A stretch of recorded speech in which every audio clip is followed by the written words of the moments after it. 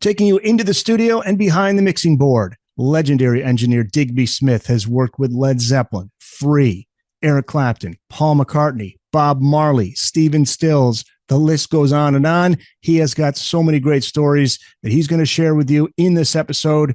And it's coming up next on Booked on Rock.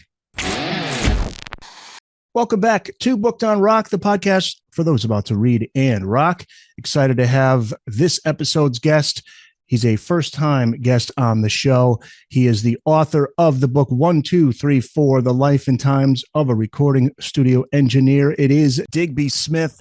His career spans 4 decades, beginning at 19 years old when he joined Island Studios in London as a staff engineer. Digby, welcome to the podcast. Great to meet you. How are you? I'm fine, Eric. Thank you for speaking with me. Much appreciated. Thanks so much for being on. So many great stories in this book. Want to get to some of them today. You say right up front in the book's forward, it wasn't the fame or the leads that pulled you into a career as an engineer. Talk about when you fell in love with rock and roll and what led you down the path towards engineering and producing as well. You go way back to when I was about 13 or 14 years of age, and my slightly older sister was coming home with her early rock and roll records, Elvis Presley, Chuck Berry, and the Everly Brothers. And we had a tiny little record player with a speaker in the lid.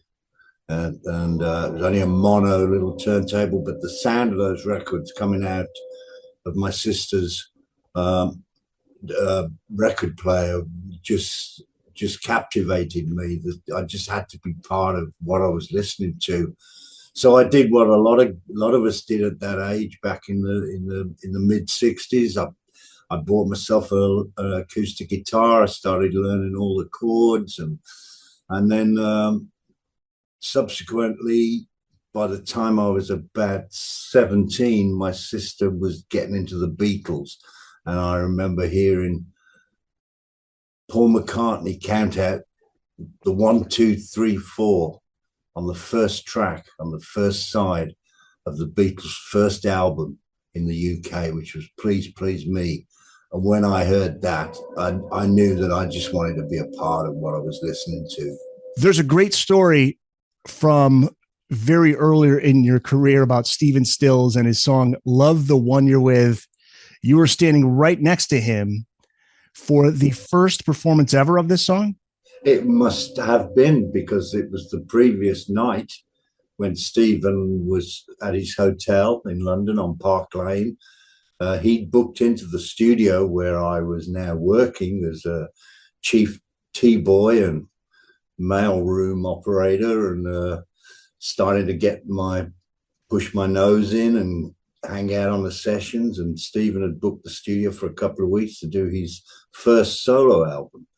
And I list the musicians that were present on that record in the book. I mean, it was the who's who of everybody that was anybody at the time. And it was, I don't know, day 3 or 4 into the sessions.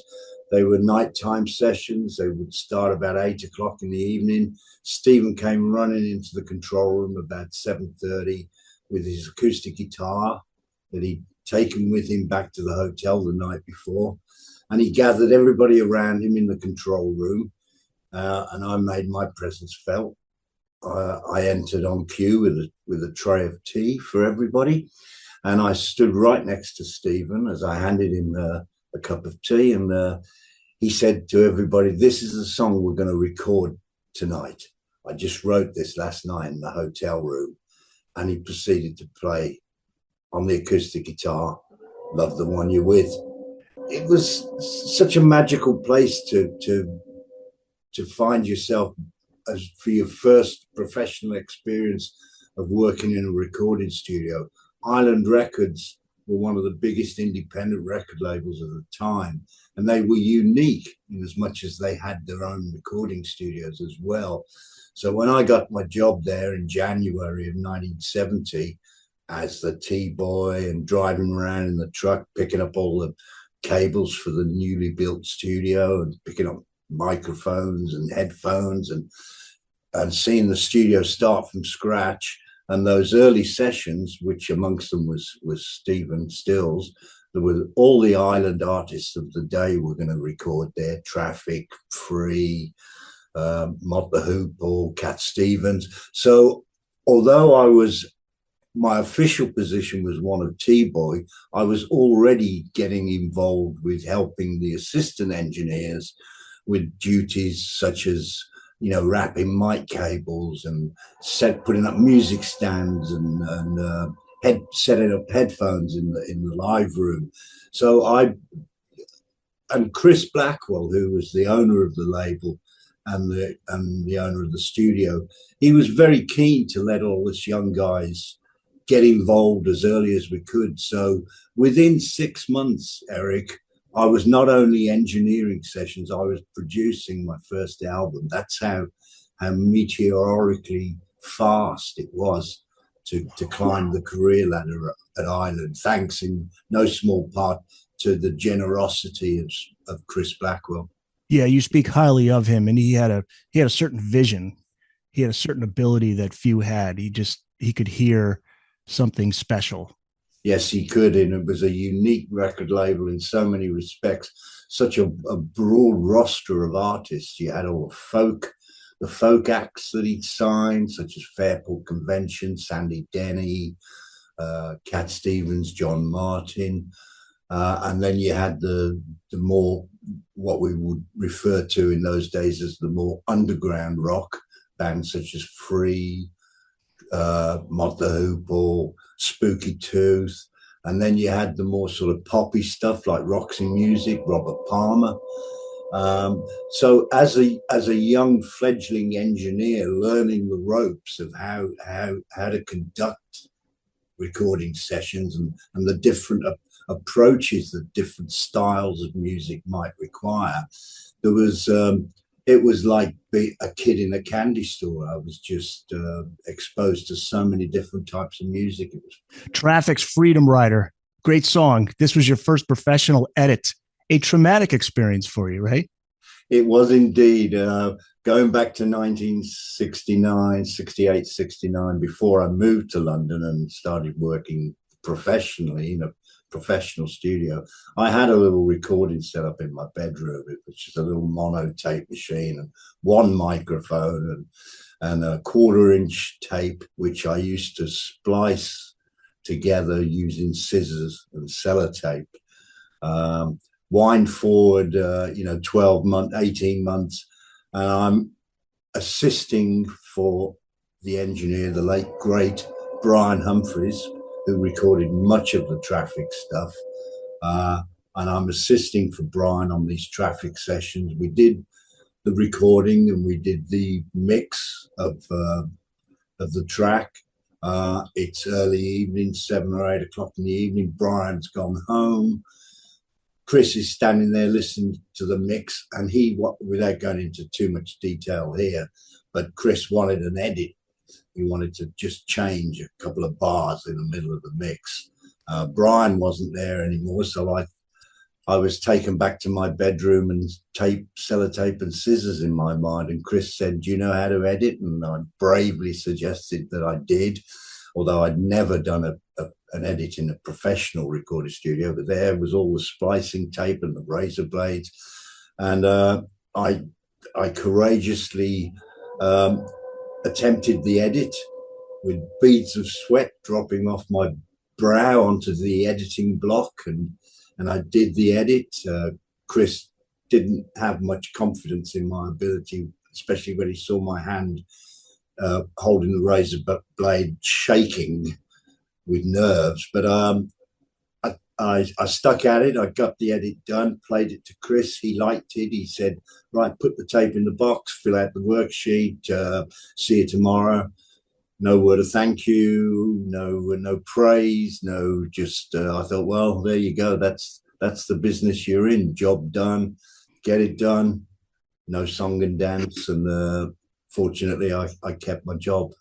I can relate to the experience because I worked in radio at the tail end of the reel-to-reel era. So for those maybe a little too young to understand what that process is and how maddening it can be. I mean, nowadays, if you make a mistake, you can just redo or hit Control Z and it goes back and, oh, there it is. You could just recut it. But you had to splice it at just the right point and then tape it together. And if you did make a mistake, if you cut it in the wrong place, there's no turning back. I mean, unless you had a duplicate recording of it and another reel to reel, you could try it again. Otherwise, that's it. Which you wouldn't have had at the time. No, what you would do is you'd by a technique of revolving the spools back and forth, you could hear the sound of where you'd edit on a bass drum or a snare drum, and you could find where that was on the playback head, make a mark with a Chinograph pencil, pull the tape off, lay it in the block, splice through. Yeah, if you got it wrong, you had to put it all back together again. Why, it was fraught with disaster, potentially. You mentioned Free, such an underrated band. Paul Rodgers, later of Bad Company fame, the late, great Paul Kossoff on guitar, Simon Kirke of Bad Company as well on drums, Andy Fraser on bass. You were a big fan by the time you worked with them on Free at Last, the album from 72. Talk about your experience working with Free. Paul Kossoff had your back in one incident where things got heated with you and Paul Rodgers. Yeah, again, just briefly dipping back into the late 60s there. I had quite a number of Island records in my record collection at home, and amongst them were the first couple of Free albums, so I was a massive fan. And then, yeah, zoom forward a couple of years, and I'm actually in the studio with these guys, and it's those pinch yourself moments that you remember, and a great bunch of guys. We were all about the same age, late teens, early 20s. Had an affinity to their music straight away. I assisted. Initially, my first involvement with Free was on the Highway album as an assistant engineer to the late, great Andy Johns. And when they came back to do their next album, Free at Last, they asked if I'd sit behind the desk and be the main engineer. And yeah, do you want me to tell you about heated moment? Yeah. Before you tell that, we should know too, they already had the huge hit All Right Now. Yes, they did. Yeah, that came off the Fire and Water album, which was, and then I think the Highway album never had a hit to match. So the kind of pressure was on, having had a hit on their third album. Now, there's a thing worth mentioning to young musicians and recording artists today. Here was a record label that had done 2 albums with Free, with no hits, no radio airplay, nothing, just live performances and a couple of albums out there. Then on the third album, there was one track, All Right Now, which they edited it down, made it single length for the radio, and that changed everything. So what record label today, if you could even find a record label today, would stay with an artist till their third album when they had the hit? So the pressure was on after that hit. And the fourth album, Highway, I don't think there were any. There were a couple of singles, but no hits. So then Free at Last, I don't think we had a single. Maybe With a Little Bit of Love, was that on Free at Last, or Heartbreak? I'm confused. Free at Last, yeah, let's see. From 72, no standout singles, maybe A Little Bit of Love. Would that have been the single? A Little Bit of Love, that was the single, and it got in the charts, but it never scaled the heights that All Right Now had. So there you are, another day in a studio with the band, invariably late night sessions, working right through the night till sunup. A couple of weeks into the album, everybody's getting a bit, it's the pressure's on. We can sense from the label that they want this record to. So it can get very emotional in the creative atmosphere of the recording studio. And I don't know, what is it, 2-3 o'clock in the morning, Paul Rodgers is by the microphone and he's about to do a vocal on one of the tracks, and I'm fiddling around on the desk getting the headphone balance for him, that he's happy. He always like plenty of drums, plenty of bass. And worth noting, Cossie would never put his lead guitar solo work on until the vocal was recorded. That was his golden rule. He said, I always want to wait till the lead vocal has been sung, then I'll put my guitar parts on and I'll weave my way around it, which was that's how Cossie was, you know. Yeah, interesting. Yeah. So Paul's out there at the microphone. We're getting ready to run the tape, checking the mic level. I'm fiddling around, maybe with a bit of reverb in the headphones. Anyway, I obviously made the mistake of putting too much reverb on Paul's voice. So he flung the headphones off his head, threw them onto the floor, came storming into the control room and eyeballed me and finger pointed me, and he just lost it. He said, Digby, don't, and I won't repeat the language, but essentially the message was, Digby, don't ever put that much reverb on my voice in the headphones again. I can't sing with that much reverb. And he was quite aggressive, would be too strong a word, but he was vehement in his protestations. Little Paul Kossoff literally stood between me and Paul Rodgers, and Cossie said to Paul, he said, don't ever talk to Digby like that again. He said, Digby is the most important man in the room. He's capturing what we play and what we feel and how we go about it, and he's encouraging us. So don't ever do that again. And Paul Rodgers, I mean, short of us, but all welling up, it was like point made. And I said, oh, sorry, Paul, I won't do that with the reverb again. He said, oh, that's okay. Well, I didn't mean to shout. So we had group hugs and everything was great. And Paul went back out to the vocal microphone. I switched all the reverb off his vocal mic just to be sure. And Paul then delivered the definitive vocal, and all was well. Yeah, that just shows you, though, the pressure that everybody is under to come up with a hit or to come up with just a good recording. And the artists want to make sure everything sounds good. You want to make sure everything sounds good, and those things can happen. Credit to all three of you guys. Or actually Kossoff mostly, right? I mean, he's the one who came in and absolutely. What a gentleman he was. I had another time with Simon, the drummer. He was and just to say, after that instance, it's amazing. Sometimes, like with any relationships, sometimes, words are said, it breaks the tension, and sometimes it's like a release valve, and everyone's the better for it. There was another time on a track that had sort of two sections to it, and when there was at the end of the first section, there was a sort of a 2-bar pause or a 1-bar pause, and then Simon's drum fill, and then we go into the outro section of the song. I forget the title, name escapes me, but we got the track all recorded and all the guitar overdubs and the vocals, and it's all good to mix. The idea was we were just going to overdub some tambourine on the track.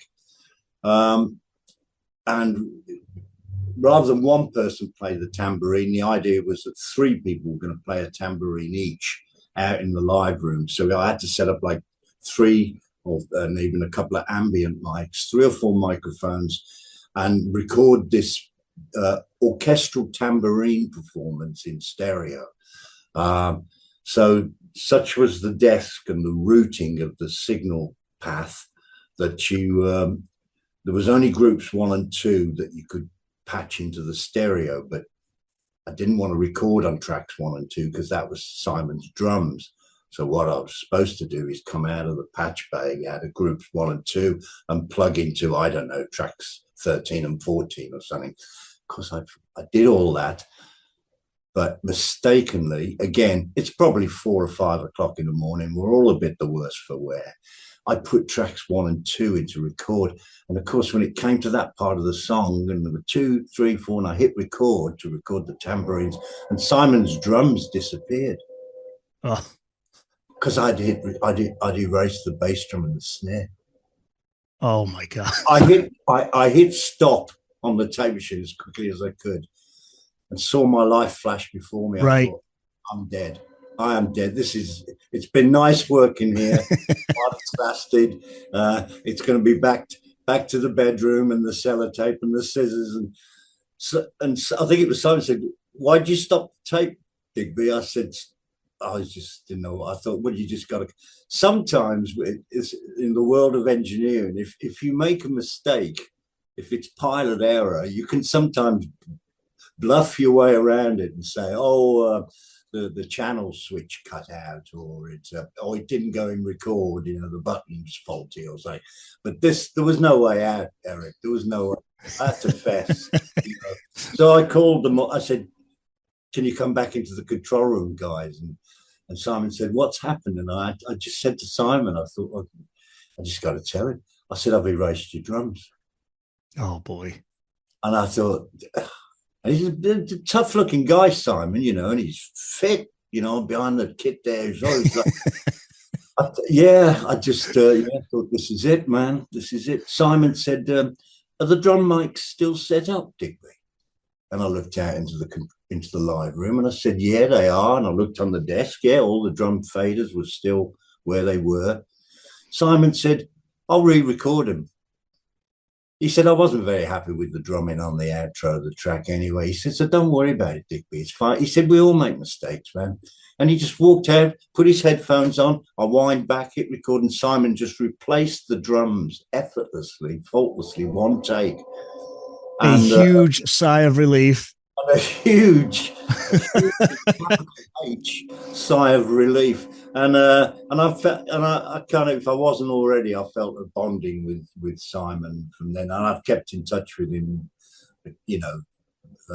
casually over the years, and he's still working and playing and teaching and stuff, and he's another what a gentleman. You've worked with some great engineers. You mentioned Andy Johns, Glyn Johns you worked with as well. You described both of them as artisan craftsmen at work. What made them so good? Again, you got to take your mind back to the state of the art as it was in the, before I started professionally, but back in the 60s. Probably Jeff Emmerich at EMI Studios, later to become Abbey Road, was probably one of the first pioneers. With all the advent of the improvements in the technology and the addition of multi-tracking, 8-track, 16-track, 24, as the technology evolved, and more audio signaling toys to play with that could create special effects and sounds, and the amount of manipulation that you could do with sound and with the recording process was racing ahead at breakneck speed. And the old school engineers would have been just technical guys. They would have just literally, they would be called balance engineers. They would get at the balance of the band and record it probably on a 3 or 4 track tape machine, and that was it. It was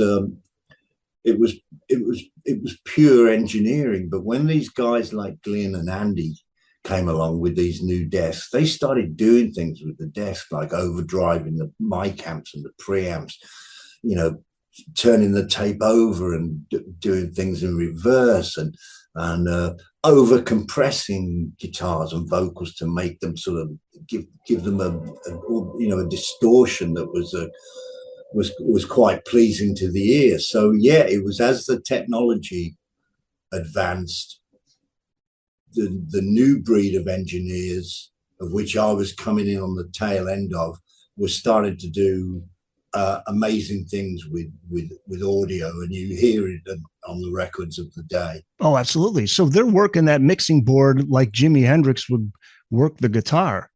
You're absolutely right there, Eric, and I think I referred to it in there as At the end of the evening, when it'd be time to do the final mix of the track you've been working on and listening to over and over and over and over again all day, all night, and now you got to do the final stereo mix. So many, you'd have backing vocals on the same track as the tambourines. You'd have different guitars on different tracks, and the piano would suddenly become the organ where you'd recorded it just instead. So now to do the mix was like the desk was, as the engineer, the desk was your musical instrument. And now when you're doing the final mix, it's your time to play and to do a performance. And if you got the performance right, the guys in the band would be so ecstatic, you know. Occasionally, ergonomically, it would just be impossible. There would be just too many moves to make. You'd have to be, you know, lifting the backing vocals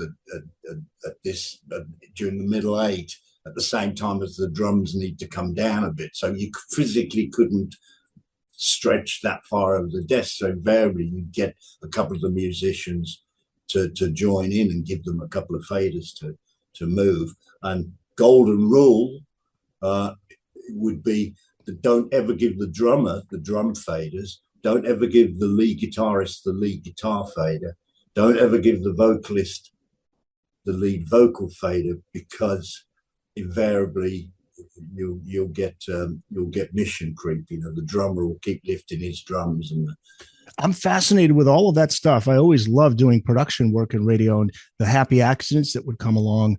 Like if you take two of the same tracks and put them on two different separate tracks and you move one just slightly, all of a sudden you get this reverb sound. If you move it a little more, it's going to have a different sound to it. It's almost an echo. All those things I'm endlessly fascinated with. And actually, I was going to ask you, are there any happy accident stories that you have where you just stumble upon something? You say, whoa, that's cool. Let's keep that. Yeah. I think one time on one mix we were doing, and we there was a couple of bars that we didn't get quite right. So I said, well, listen, let's just focus on that. I don't know, those 4 bars in the third chorus where the guitar parts are slightly different or something. Let's just mix that section of the song, and then we'll splice it in. And we mix that section of the song, and so there's loads of cutting of tape. There's bits of tape hanging here, bits of tape hanging there. You stick the bit of tape to the machine, and then they grab the bit of tape that you want and lay it in and splice it in, wind the tape back, press play. I think on one occasion I inadvertently put the tape the wrong way round. So when you hit play and it came to that section, it was suddenly in reverse. So you just feel like, I don't know what it would be, just so, and you go, wow, that sounded amazing. You think, no, I've made a mistake. I've put the tape in the wrong way. I'll have to take it up. No. Let's use that. That's brilliant. So you might end up just using one bar of it, but accidents like that, and yeah. What was this? There's a story about on Zeppelin 2 with Whole Lotta Love, that part where you hear Robert Plant foreshadowing the lyric. It sounds, it's very faint. Do you want to way down inside, right? Yeah, that's Eddie Kramer and Jimmy Page stumbled on something. Just a quick, as non-technical as possible, that some of your viewers will understand this, but try and keep it as simple as possible. With old-fashioned magnetic recording tape, it has oxide. It has metal oxide on the tape, and the reaction of the recording head and the magnetic oxide on the tape is what records the audio, which today we would look at as being a WAV on Logic or on Pro Tools. You'd see it as a waveform.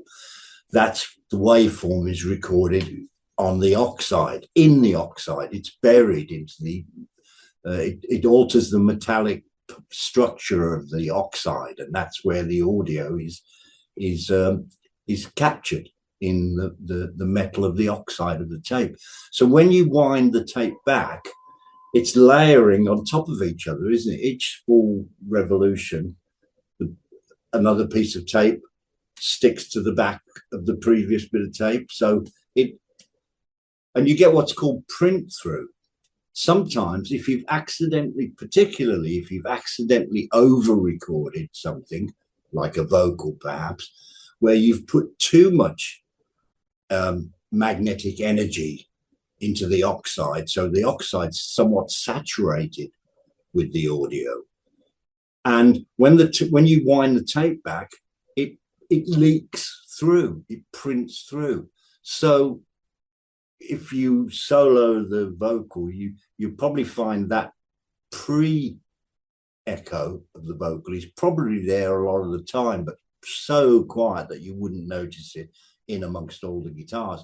But in that section of the song where the vocal's pretty much on its own, you can hear it. And what like Andy, a phantom, it's like a phantom track. And what Andy would have done, going back to this using the equipment creatively and thinking, oh shit, what are we going to do with that? You can hear the vocal before it comes in. Oh my God, we'll have to keep dipping the fader down. We'll have to keep muting it, because you didn't have automation in those days, but you did have multi-tracking. So Jimmy probably thought, well, rather than turn it down and try and get rid of it, what about if we lift the fader and put a bit of reverb on it and make it sound haunting? And I hear that today, and it was a mistake that proved beneficial. Hey guys, back to the show just a bit, but first I want to tell you about an exclusive deal for Booked on Rock viewers. Get 15% off any purchase at oldglory.com. Over 300,000 officially licensed items covering music, sports, entertainment, and pop culture. Merchandise featuring legendary music artists like Bob Marley, The Beatles, Grateful Dead, Pink Floyd, Led Zeppelin, and many more. Go to oldglory.com and make sure to use the promo code BOOKEDONROCK. Also find a link in this episode's description, or just go to bookedonrock.com and click on My Deals. When I think of Island Records, the first artist that comes to mind is Bob Marley. You worked with Bob Marley and the Wailers. They were relatively unknown at that time, though. When was this, and what was that experience like? They were totally unknown, Eric. Again, going back working for Island, I omitted this category at the beginning of this conversation, as well as the folk, the rock, the pop. There was, of course, the reggae. And even when I started at Island in 1970, they had Jimmy Cliff, Toots and the Maytals.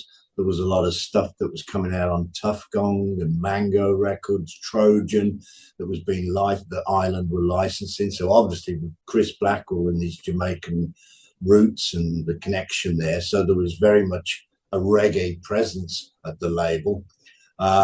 Although, and worth mentioning at this point that as well as all the roster of Island artists of the day, the studios were open to the general public, not least of all, that's why we had Led Zeppelin and the band and Stephen Stills and Joe Cocker. We had all sorts of artists that weren't signed to the label. That's how I got to be working with Led Zeppelin. And I was working with an artist who wasn't on the label, who was signed to CBS, the guy called Johnny Nash.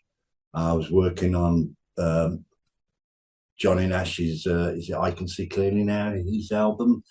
And Johnny was signed to CBS.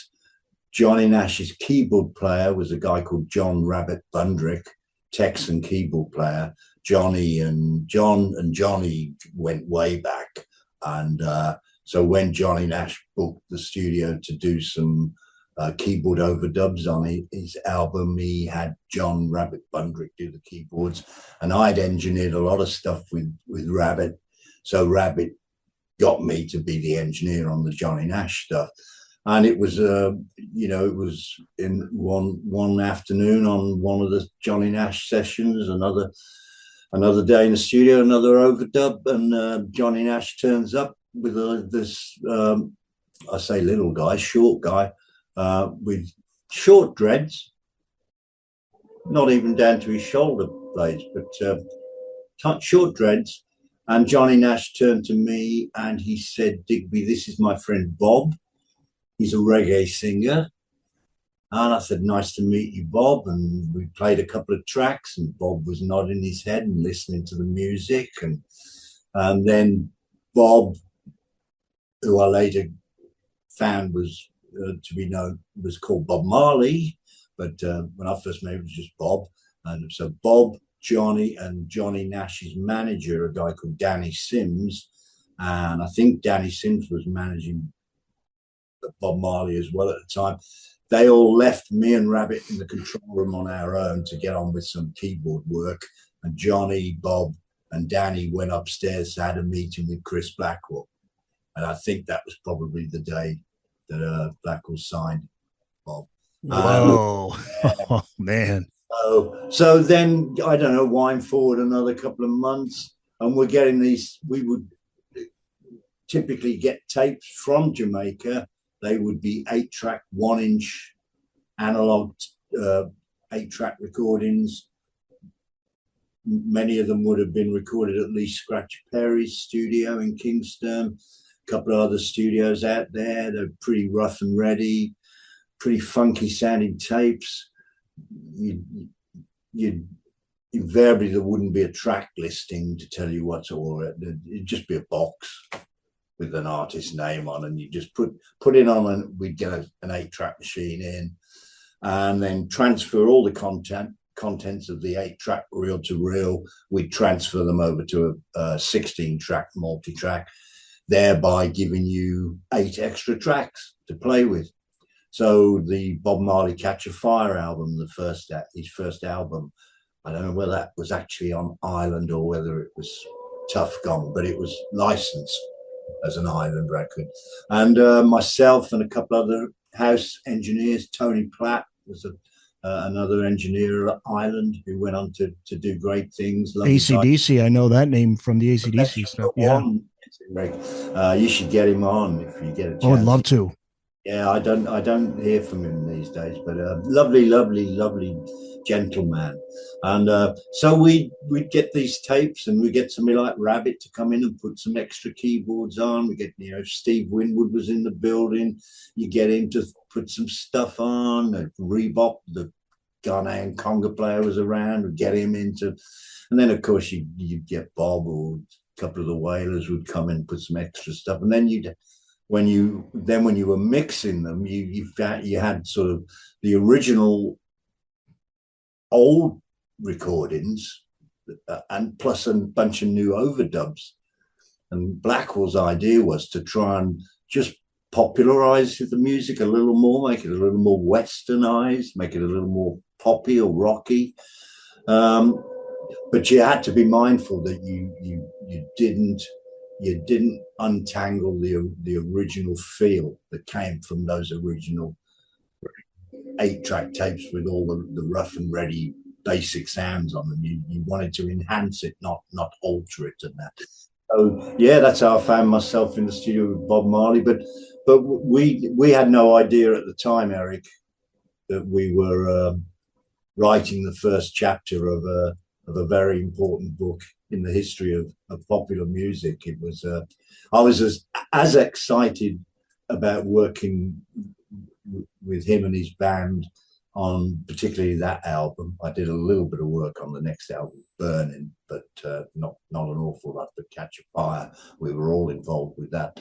But I would be as equally excited if on a Wednesday evening, when the Island Records football team, the Island Records soccer team, would go over the park on a Wednesday evenings, and we'd always have a kick around, and Bob used to come and play football with us. So I played football with him 2 or 3 times. He was a good player, right? He was fantastic. He was a great, I think I mentioned in the book, actually, there are many analogies between, sport in general, if not just football. The importance of being, even if you're the quarterback or you're the center forward, you're the main goal scorer, it's important that you realize you're just part of a team, and that you need everybody to be working together and heading in the same direction. And I always say, and I think I mentioned it in the book, that the way Bob Marley played football was the way he was in the studio. No ego, no, like, look at me, I'm the main guy here. It's like it's all part. He's part of a greater team, and if you want to win, you've got to all play together. You work with Eric Clapton, Paul McCartney, Little Feat, Sparks, the London Symphony Orchestra. What were the projects you worked on with McCartney and Clapton?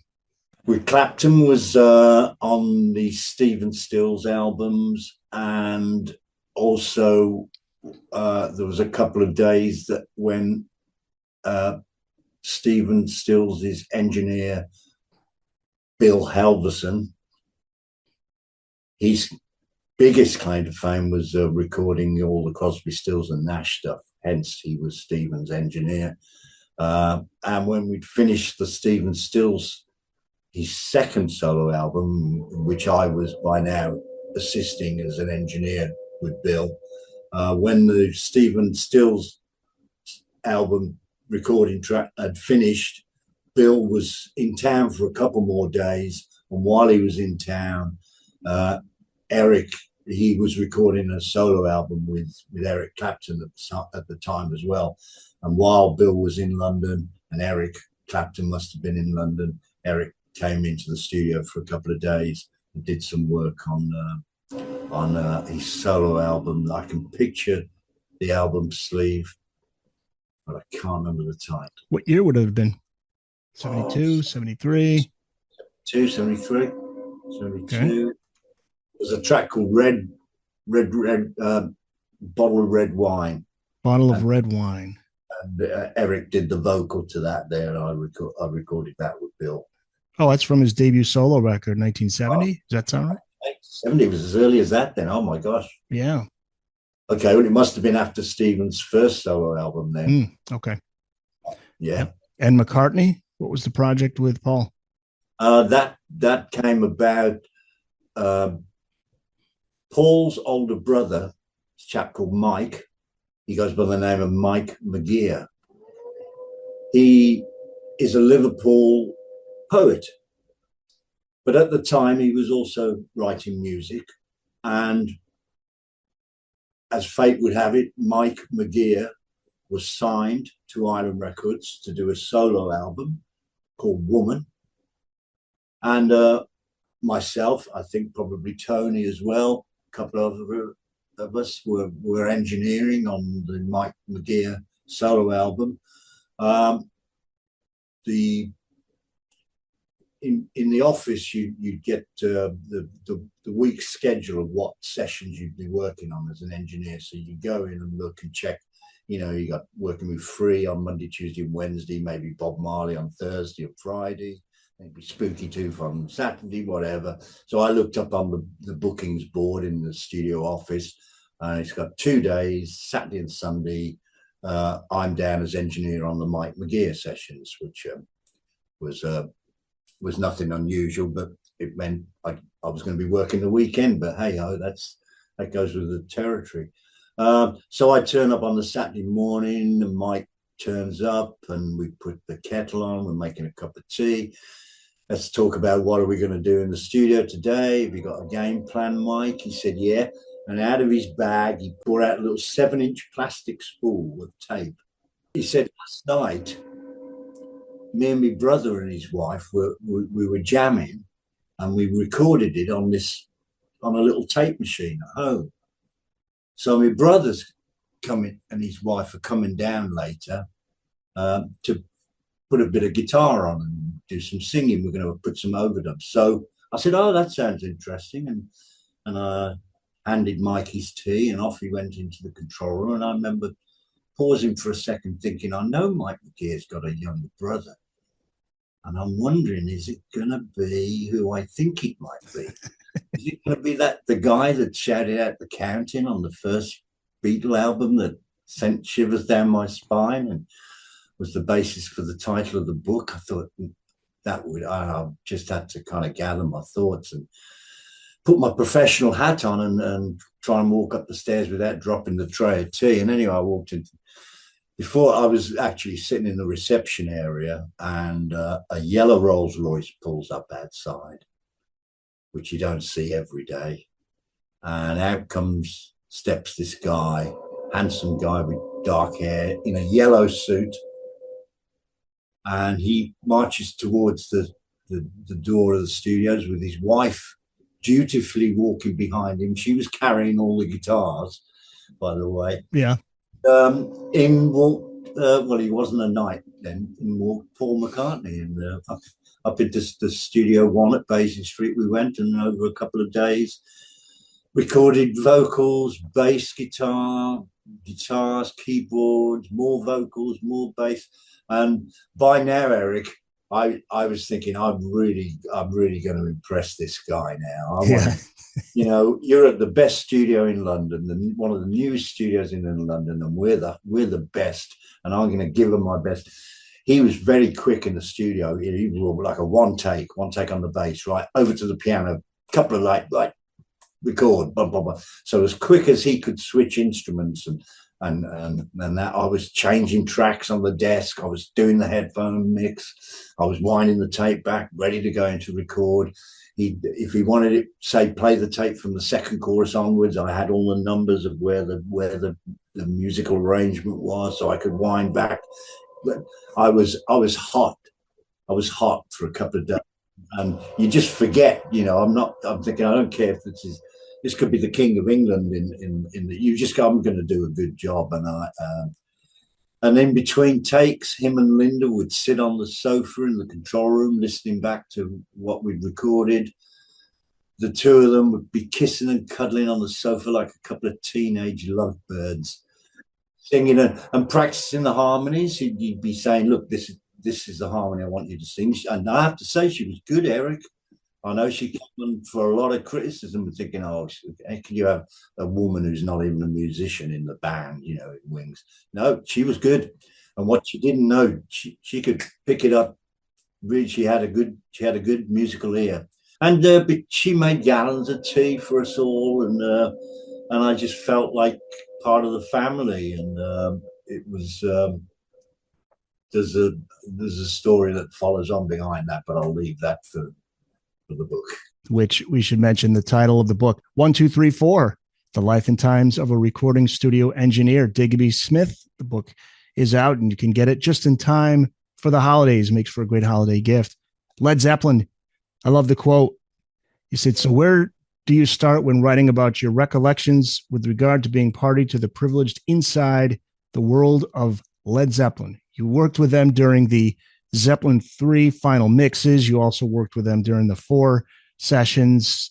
You also talk about Since I've Been Loving You, the story about Robert Plant. One take nails the vocals. But I do want to ask you about Celebration Day, because I'm going to now listen back, and at 23 seconds into that track, there's something that you do there that is kind of like your signature moment. What happens? Yeah. You're listening to the song, and it would have been, you know, the first time anybody's heard it other than Andy Johns, the engineer, and the guys in the band. So I was assisting for Andy Johns on Zeps 3 and 4. But in those days, you described as it might be just as a tape operator, but as an assistant engineer, you know, you'd often find yourself, you know, hands on the desk and helping with a mix or something where a couple of extra fingers are needed, and dropping in a couple of times when Jimmy Page would have done 2 or 3 guitar takes and trying to comp the best bits to, you know, make a montage of the best of the 3 takes to make one take. And I used to, Andy probably thought I was a bit of an imposter or a bit preposterous or a bit pushy, but I could never keep my ideas to myself. And when I heard the intro to Celebration, and how the drums make their entrance, I mentioned it previously about reverse tape, trying things by turning the tape over.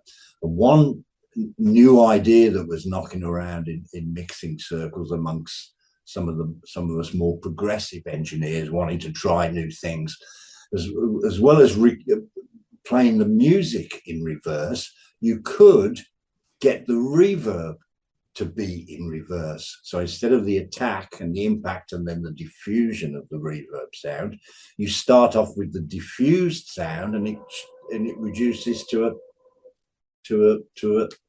stop. And the way you do that, without getting too technical, is you turn the tape over, you add reverb to the drums, a really nice long reverb, and then you record that the consequence of that reverb, just the reverb. If you've got an empty track or two on the multi-track machine, you record the reverb on its own on the tracks, and you turn the tape back over to its normal direction. And then when you lift up the faders that you recorded the reverb on, the reverb starts big and ends up going small. It start off with the diffusion of the reverb, and you end up with where the reverb began. And I suggested Jimmy and to Andy that the intro would sound fantastic if you had some reverse reverb that would suck you into the drums as they come in. Jimmy always had his hand on his chin. He was always pacing around the control room, always thinking, always mindful. Yeah, I think the genius. The genius. You could hear it whirring away. He thought that, yes, that's a good idea. I'd be interested to hear what that sounds like. Andy was probably like, oh God, who's this young kid? Just coming trying to hustle me out of my job, But no, Andy just stepped aside and he said, you go ahead and do what you got to do. And again, you got to be very careful that you don't put the wrong track in record, and be mindful of the ergonomics and the mathematics of turning a piece of tape upside down, because now track 1 is track 16 and track 2 is track 15, because they're all the other way up now. So if your empty tracks are tracks 1 and 2, make sure you record it on track 15 and 16. Don't record it on 1 and 2 like I did with Simon. Yeah. But so suitably cautionary, I went through the procedure and I recorded the reverb of the drums on a couple of extra tracks, turned the tape back over, and I wound it back and I pressed play, and Jimmy just said, yep, love it. I moved away from the desk and let Andy back in at that point. But even Andy, to his credit, he said, that's a fantastic idea, Dick. He said, it really, really works. What a thrill for you. Oh, it was definitely a feather in the cap. There's 23 seconds into the song Celebration Day by Led Zeppelin, folks. There you go. Listen. And that is Digby's work right there. You moved to Los Angeles at the age of 24 to work as a freelance engineer and producer. Albert Lee you worked with, Robert Palmer you worked with, then you also worked with Booker T and the MGs. And unfortunately, we just lost Steve Cropper, yes, the guitarist. So probably a good time to ask you about him and your experience working with the band. And do you have any good stories, Steve Cropper stories? Not too many specific personal recollections, other than it was on a record it was one of these lost records. I think it was for Electrosylum with a duet called Packler Meredith. It was Jimmy Packler and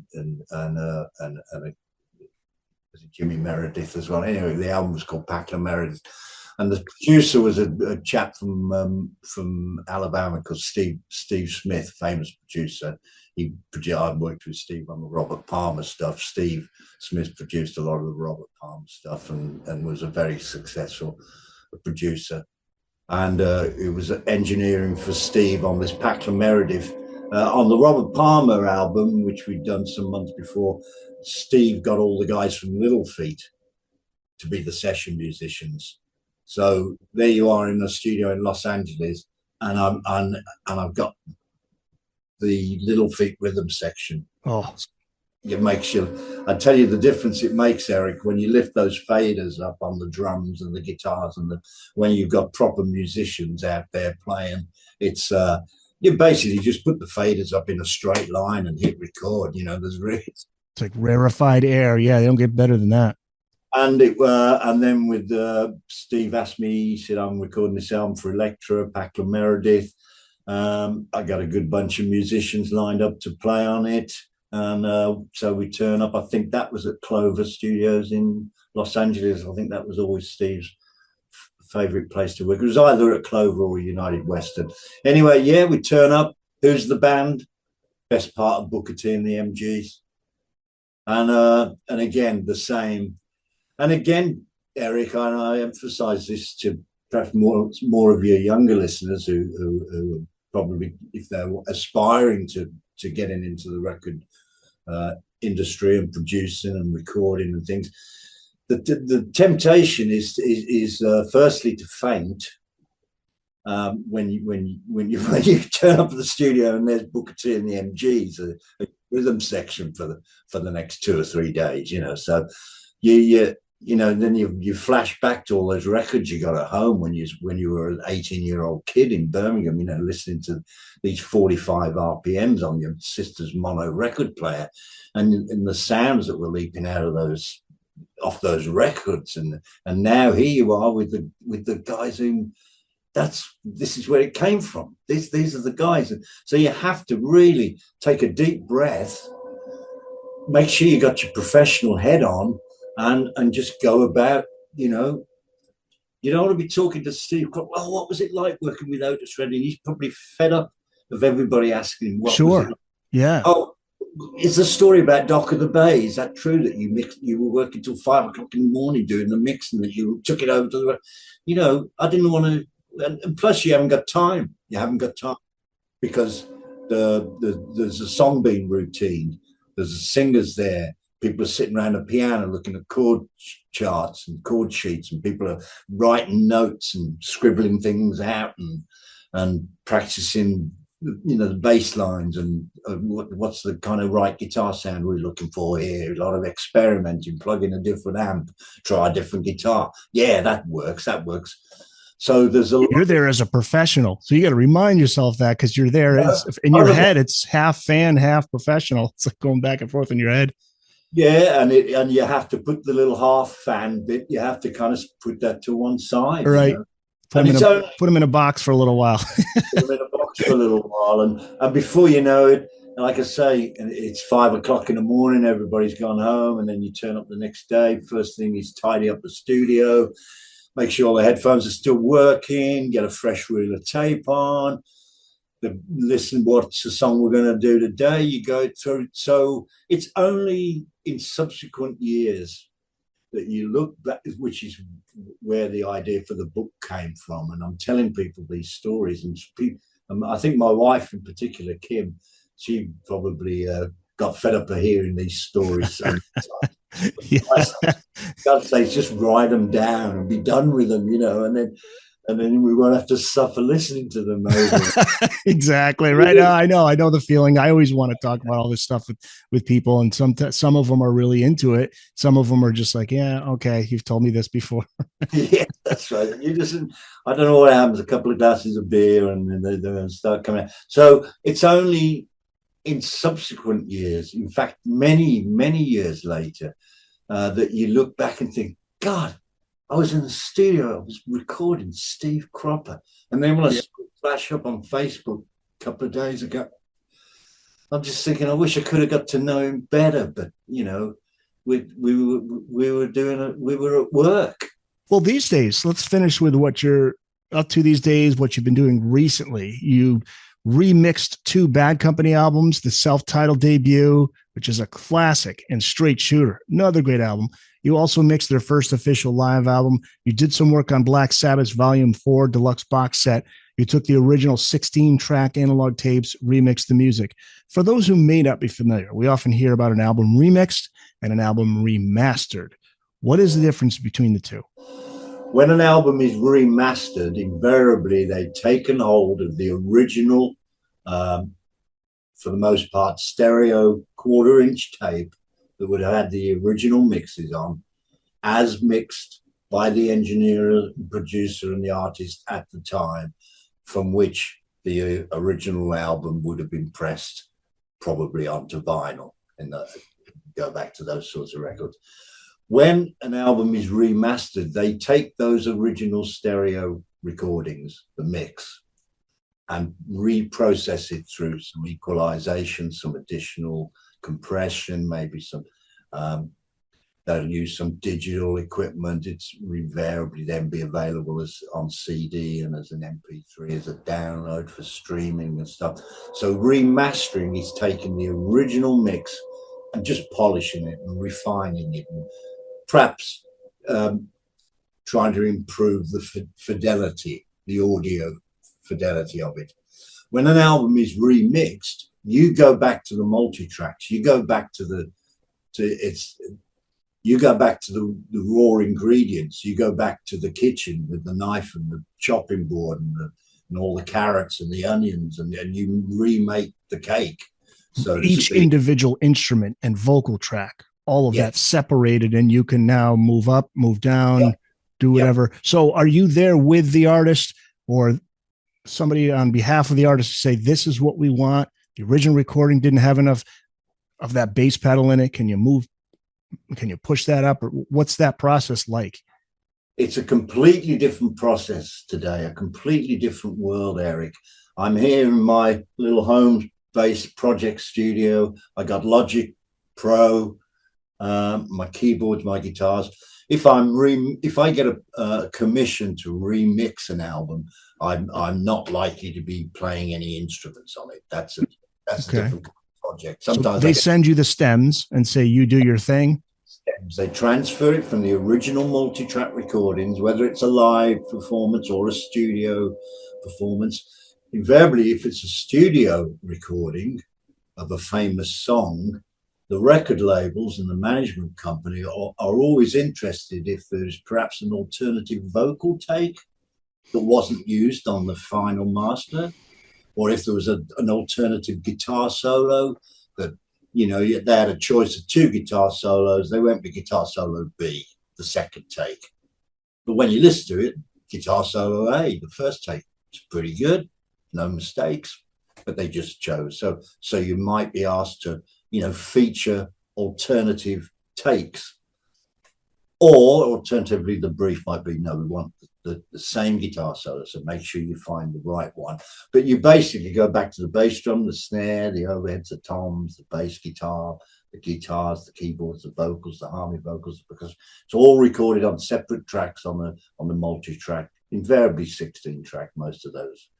Is Paul Rodgers and Simon, do they have input on what they want? Does Tony Iommi with the Sabbath box, do they have say in what you are going to end up doing with these mixes? No, because unlike the sessions I've described, we've talked about being in the studio with Steve Cropper, being in the studio with Paul McCartney, being in the studio with Stephen Stills, being there while the music's being created and recorded and the ideas are springing up as and when, and they're captured there and then. This is stuff that's already been recorded, and I'm here on my own with just the stems, and I do the mix. I'll do a mix of one side of the album, and I send it invariably to the management company. They'll listen to it for a couple of days. They'll play it to the artists, the surviving band members, if there are any still alive. They'll play it to the surviving artists. Then they'll come back to me with a list of stuff, such as little fine adjustments. I've been doing this so long now, Eric. I know how to make it sound. I was about to say, they have their faith in you. They know you're going to do the job. They're not concerned about that. But at the same time, they also can say, oh yeah, I really like that. Can you change that? So, that makes sense. The kind of things they'd want to change. It's all micro tuning. It's all right. It gets the only downside of today's modern recording technology, which I have to say I'm a huge fan of. I love having the stems. I love being able to see what I'm hearing as well as it. Back in the day, you couldn't. You had to just hear it and guess. I love the accuracy. I love the non-destructive editing. I'm never going to erase Simon's drums again, am I? Right. Well, that's the thing. There are pluses to modern technology and the advancements. On the downside of it is there's downsides. Yeah. that people can get too forensic too microscopically detailed, whereas back in the day, yeah, the vocal kind of got a bit loud just on those couple of words there, but hey ho, that's how he performed it. You try to kind of catch it on the mix, and so that it doesn't jump out, but you don't always catch everything, and there's little clicks and bumps and things. Right. That captures the human element. You don't want to mess with that. The human element. So the downside is that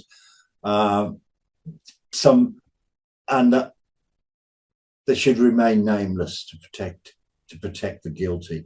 Some management companies and artists will get back to you with what you can only define as being microscopic alterations. Like, it rarely is it something really definitive. It might be that the tambourine's a bit too loud, or could you just take a little bit of reverb off the lead vocal, or you don't. It's not. Or there's a click at 1:13. So you listen to the tape and you go 1:13, and I can get it to go on repeat back and forth from 1:10 to 1:15, and I'm listening for this click, and you're thinking, where the hell is right? When you've listened to it about the 50th time, you realise it's the guitar. He's just hit, it's just a click that's come off the guitar pick or something, Okay, as a Van Halen fan, I want to know. I'm gonna ask you a question, just being as a selfish Van Halen fan here. There's one album that all the fans always talk about from 1988, OU 812. It's one of my favorites, but all of the fans, I mean, I don't know of any fan who hasn't said there's no bass in it. They need to remix it. Well, Alex Van Halen remastered it recently, but we would love to have him go in there and get the stems and pull the bass up, make it bigger, beefier. Why won't an artist do it? When you're remastering, you're taking the original. If the bass guitar wasn't loud enough in the mix, which is the general consensus, if you then go into the original mix and you remaster it, and you've got some very sophisticated EQ you can use these days, where you might be able to get in there and find out what are the frequencies that the bass guitar is kicking around in, and you might be able to pull them out a little bit and bring them to the fore a little bit. But it's inevitable that the parts of the bass drum are going to also have that same sonic quality. They're also going to be down there in the same sort of frequency department. So invariably, if you try and pull that bass guitar a bit louder in the mix, when you remaster it, you're probably going to be lifting the bass drum as well. Oh, so it's affecting other aspects, other parts of the song. So down there in the same frequency range. I know it's easy, well, not easy, but there is software where you can actually separate the vocal from the rest of the track, and there may well be, I haven't come across it yet, but there may well be software that'll the AI within the software will recognize the bass guitar, and maybe it could be done that way. The best way of doing it would be to go back to the original multi-tracks. Right. Well, the remaster, it sounds better. It's just that we know that if they remixed it and took all of the individual parts and really just maybe pulled up that bass, our thought is it's going to sound better. What they should do, Eric, is that they should get the original multi-tracks, transfer them over digitally, send me the stems. Alex, are you listening? Jobs are good. Digby is ready. Ready at any time. With so what are you up to these days? I read I think it was on your website, you're still working as a freelance engineer. You facilitate music courses for young musicians and sound engineers. You still doing that?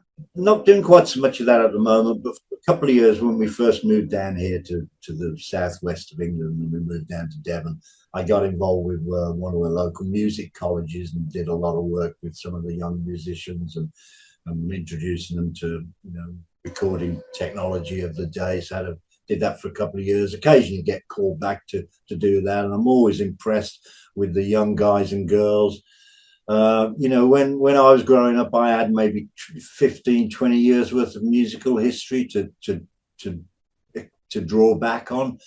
These guys and girls today, they've got, like, I don't know, they got best part of 100 years worth of music, and certainly 50, 60 years of what we call rock and roll to go back. And I'm always impressed with the young guys and girls, their knowledge of music. They're always more interested in the fact that I worked with bands like Led Zeppelin and obviously Bob Marley and that than they are with any modern bands I've ever worked with. They want to know about the roots stuff. It's so there's a lot of enthusiasm out there, and I hope the industry doesn't implode on itself, and that the people who are behind the money supply in the music business, and I won't name names because we'll get into trouble, but streaming platforms specifically, that could make it so that for young people wanting to get into music, write songs, perform and record,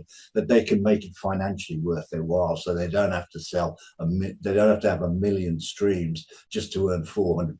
You know what I mean? It's crazy. That's one of the big problems. The other one is AI. What are your thoughts on AI? AI, like all computers, Eric, I go back far enough now, I can remember when the first cassette machines came along. All the purists in the recording world saying, that's the end, guys, that's the end. People will just be copying music from cassette to cassette. And then when the first drum machines come out, that's the end of drummers. You won't have anybody playing drums anymore. You can do it all on the machine. You can do it with your fingers. That was the death of the drummer. Didn't happen. First synthesizers came along, and then with MIDI and sequencing, that's the end of keyboard players. Didn't happen. We just got to be mindful of it and make sure that we focus on what will be the undoubted benefits that will come from AI. We've got to legislate and be mindful of the wrongdoing that it's capable of. And as with all technology throughout the history of mankind, the wheel was a curse when it was invented. So let's just keep on top of it. And Digby Smith, 1, 2, 3, 4: The Life and Times of a Recording Studio Engineer. Book came out, I believe, in the fall, right? September, I think. Was it sometime around then? So now people can get it on hardcover, paperback, audiobook, Kindle. So they could go to Amazon.com. Also, Barnes and Noble is another good site. Okay. And people can find out more about you through your website. What's the website? TQ1 Music, Tango Quebec 1 Music, M.com. Digby, this was so great. Thank you so much. I want to thank also, we want to thank Chris Sutton, who is the author of a great book on Sparks. And that's for Sonic Bond Publishing. And he set this interview up. So thanks to Chris. And thank you, sir, for doing this and imparting your wisdom onto us music fans. You're too kind. Thank you. My pleasure, Eric.